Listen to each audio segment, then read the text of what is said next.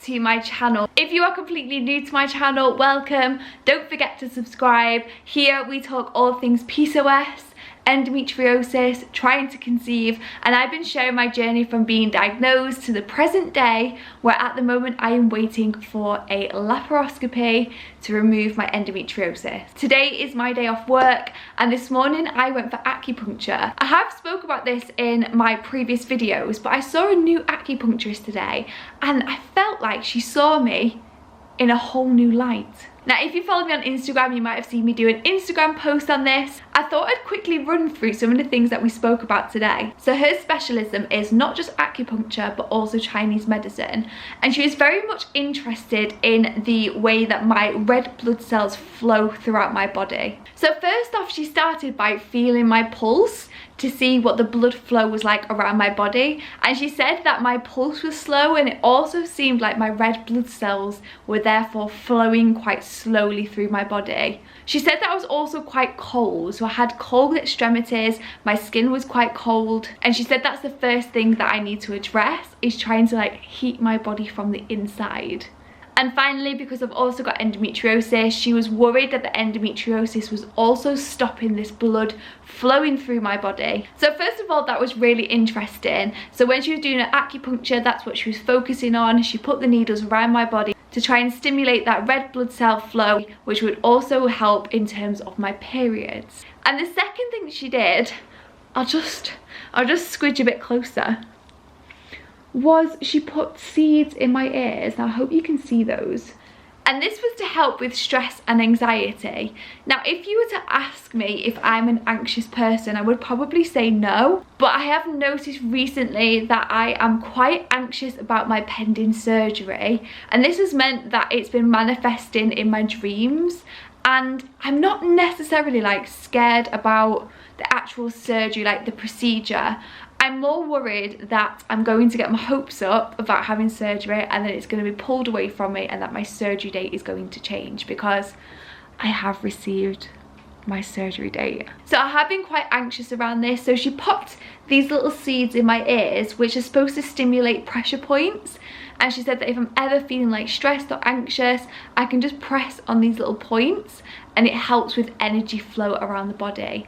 So I thought this was really, really interesting. And we talked about everything from like my periods, like the history of my periods, how heavy my flow is, ovulation, my endometriosis, where that pain is. And I felt like she really got it, if you know what I mean. And she also talked to me about diet, and she wants me to be eating more iron rich food to help with that blood flow.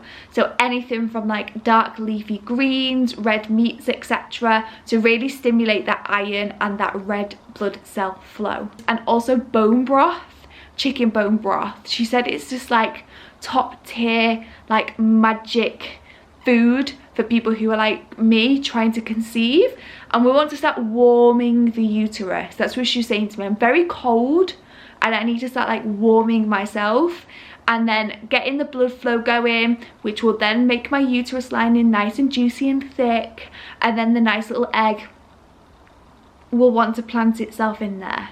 So I just thought I'd share that with you to begin the vlog. Welcome back. Hello. Loving acupuncture. If you've not tried it, go and give it a go. And I am going to, I'm trying to like decide whether I want to go to the gym today. I don't think I do. I think I just need to accept that I don't want to go to the gym today. So I will check back in with you guys in a little bit, and I will give you the lowdown on what's happening with my surgery. Ooh. The weather today is a little bit crazy, which means the lighting on this video is also a little bit crazy. In one of my previous videos, I took you along to my consultant appointment where I met with my gynecologist, and it was more of like a catch-up consultation, which is like a formality before your surgery. And in that video, I took you through the plan for surgery. I showed you the consent form that I'd signed, and I was basically waiting for my surgery date. I have been cynical and pessimistic throughout the majority of this process. I am always waiting for something to go wrong, fall apart, get cancelled, etc. So when I made that phone call, I expected her to say, no, I'm sorry, I don't know your date, you're gonna have to wait. But she actually got back to me and said the provisional date I've been given is the 2nd of November. And today is the 27th of September. Which means that potentially, I could be having surgery in like just over 4 weeks. Which, when you've waited this long for things to like get moving, I'm just really struggling to believe that it's actually going to happen then. I'm just waiting for something to go wrong. And that's exactly what I was talking to the acupuncturist about. Like, my anxiety, my worry is that I'm going to get my hopes up and something go wrong. But I'm going to say it. I'm going to put it into the universe. People keep telling me to be positive. My surgery is going to be on the 2nd of November. So I'm going to be having a laparoscopy to remove the endometriosis. I'm going to be having ovarian drilling. He's also going to check my fallopian tubes to see whether I've got any blockages, and I've also got a fibroid that they might be able to do something about. It just depends on whether they can see it when they get in there, how big it is, etc. So it's going to be a big surgery, and I'm looking about 4 weeks off of work. I can't believe that I'm actually able to make a video where I tell you that I'm having surgery and when it is. And the whole process has taken like 16 months from coming off the pill, finally getting diagnosed, to now getting a date for surgery. Like, I just can't believe it. I can't believe that potentially next year I would have had my surgery, hopefully recovered, everything is well, and we could potentially start trying for a baby. Like, that just blows my mind that we're even gonna get to that point. I just feel like I've just been waiting forever, and that things were never gonna happen. So here you go, you've got the exclusive. I've not shared it anywhere else. And of course, I will film the process of like before surgery, recovering from surgery, because they're the kind of videos that I want to see on YouTube. I'm gonna leave this vlog here for today. I thought I was gonna get a parcel today that I also wanted to share with you, but it's not arrived, which is really annoying. So hopefully that would have arrived tomorrow. And we're also going to talk about ovulation, because if I get my period this month, it will be my 5th consecutive period that I've had, which is amazing. And I've also been tracking my temperature, and I think I've actually been ovulating, so that's exciting. So I will see you guys tomorrow for ovulation talk and hopefully my parcel. Good morning, YouTube. It's another weird weather day, like crazy. I've just been upstairs editing a YouTube video which will be up before this one. It's all about HA versus PCOS, so I will link that down below. And I thought today, whilst I'm still waiting for my parcel, I would update you on my ovulation tracking and how that's been going. So when I first started trying to conceive, like before I even knew that I had PCOS and endometriosis, the first thing that I bought was those ovulation sticks, the ones that you stick in your pee and then it gives you a line to tell you whether you are ovulating. And ladies, let me tell you now, right now, listen, they do not work if you have PCOS. They're rubbish. They would tell me that I was ovulating at random times of my cycle, that I wasn't ovulating. They just weren't accurate. So I went away and did my research and found that the most effective thing is for you to track your body temperature. And that is what I've been doing for months. So my cycles are on the longer side. I've got a 35-day cycle. You always hear people talk about ovulating on day 14 and that they've got a 28-day cycle, and that just isn't the case for everybody. If you've got a 35-day cycle like me, you want to be kind of ovulating halfway, but again, that doesn't always happen for me. So I thought I would show you my app from this month, what my temperature's been looking like, where it looks like I've ovulated. So here is my last period, and I don't tend to track my temperature during my period until a little bit afterwards. And then as I started taking my temperature, you can see it's 36.4, 36.3, 0.4, 0.3, 0.3, and that tends to be where my temperature sits like day to day. Then I had a random spike of 36.6 and it stayed like that for 2 days. Now some people might think that this was ovulation, but as you can see, the next days it dropped. And when you're tracking your ovulation, you want your temperature to stay high consistently until your period. So this was a bit of an anomaly here. Not sure why my temperature spiked. It might be that it was trying to ovulate during this time, but just didn't quite make it and it dropped all the way back down. But then, as you can see, my temperature started to increase. So it went back up to 36.3, 0.4, 36.5 all the way up to 36.8, and then it's been consistently 36.7 for the last couple of days. So when your temperature is at its highest, that is when the egg was released, so you've already ovulated at this point, so there's no point trying for a baby. But as you can see, within my fertile window, I definitely ovulated, and now what we need is for the temperature to stay high all the way up until my period. You sometimes see a drop just before, which is the change in your hormones, but yeah, we want it to stay along this line at like 36.7. So along with tracking my temperature, I always look out for physical signs as well. So we're looking for that egg white mucus, which is like stringy, see-through, transparent, like sticky discharge, which is usually an indication of the fact that you're in your fertile window and that you're ovulating. So I always look for that along with my temperature, and just generally thinking about like my mood, how I'm feeling, have I got any ovulation twinges. So then it's just a case of putting all these symptoms together. I like to put them in my app just so I can track it, and then you can build a whole picture as to whether you've ovulated or not.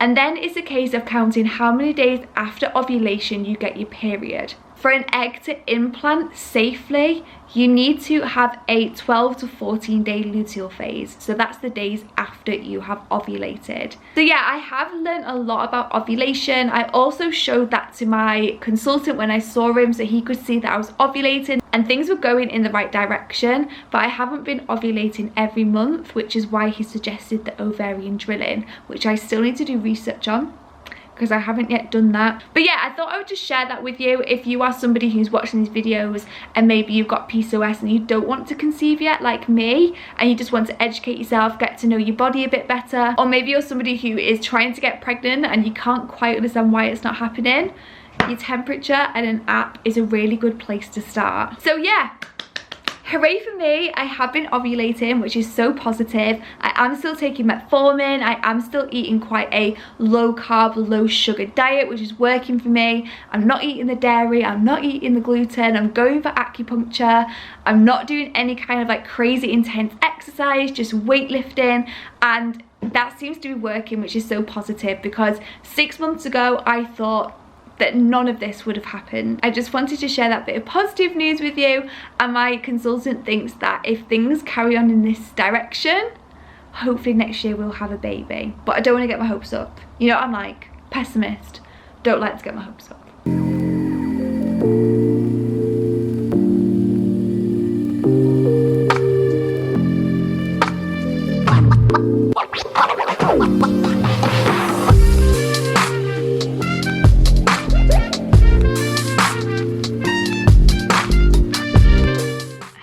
The last clip you would have saw was me receiving my skinny food order, and I'll be honest, this is a few days later, because I don't know if you can hear, I have been so unwell, just like full of a cold. So today I felt a little bit better and able to pick up the camera. But yes, a big thank you to Skinny Food for sending me out some products. I've been using these guys for like 2 years, so when they reached out to me to say could they send me a box of goodies, I was so happy. And honestly, like, these couldn't have come at a better time. I have been really struggling with sugar cravings, especially like before my period, like a week before my period. I've been getting really bad PMS, which I never really got before, period pains, and also just really struggling with sugar cravings. So when Skinny Food reached out to me and wanted to send me some syrups, I was really happy. These syrups are gluten-free, fat-free, 0 calorie, vegan friendly, sugar-free and diabetic friendly. So I will leave a link below to Skinny Food. Before I go, I want to show you one more thing, one more exciting thing. I'm so glad I've done this, and I've been saying I'm going to do it for ages. So let me go show you what I've done.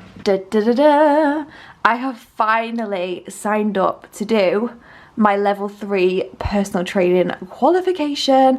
and also a level 4 nutrition course. Yeah, this is something that I've been wanting to do for a while because I want to post more like food content and fitness content, but I have a real issue with doing that when I feel like I'm not qualified to give advice, if that makes sense. So I'm hoping this is going to be finished next year. I'll be fully qualified and I'll be able to bring you guys more fitness and food and nutrition content and advice, especially for women with, like me, polycystic ovaries and endometriosis, because I feel like there's a lot of online coaches out there and personal trainers who are amazing at that side of things in terms of giving you an exercise program, but they're probably not as clued up on PCOS and endometriosis, how it plays havoc with our hormones, how that can then affect our nutrition and our exercise. So I'm hoping that in the future I'm going to be able to bring some more useful resources to you guys to really help you in terms of managing your lifestyle as a whole. Yeah, really exciting. I will keep you up to date with how the course is going. So yeah, I am going to end this video here. Thank you so much for watching. Don't forget to go and follow me over on Instagram to see more day-to-day stuff, and I'll see you in my next video.